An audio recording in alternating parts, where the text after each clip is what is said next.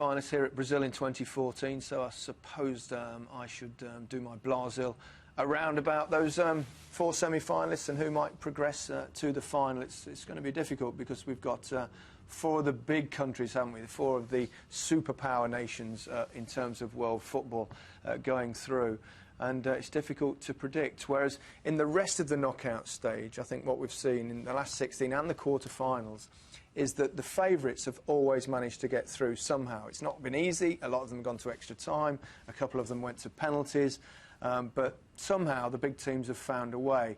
But in all those games, in both the last 16 and the quarter-finals, there was always probably a reasonably obvious favourite. And they managed to get through. Whereas in the semi-finals now, it's really difficult to know which side would be favourite. It's all fairly even, isn't it? You've got in the first semi-final, Brazil against Germany, 2 of the real heavyweights of world football, the 2 countries that have won the World Cup more than anybody else. And you know, in the quarter-final when Brazil were playing in the first half against Colombia, I just thought finally they've got it together. They were playing fast, attacking, aggressive football, very aggressive at times, overly so. Referee could probably have stamped down on that quicker. But they were playing good stuff. They were creating chances. They got a goal up at half-time. Colombia didn't seem to have an answer. Second half, they managed to get 2-0 ahead. And then it all went wrong, didn't it? They started booting the ball aimlessly out of play. They got overexcited. They thought they'd won it. They were just wasting time.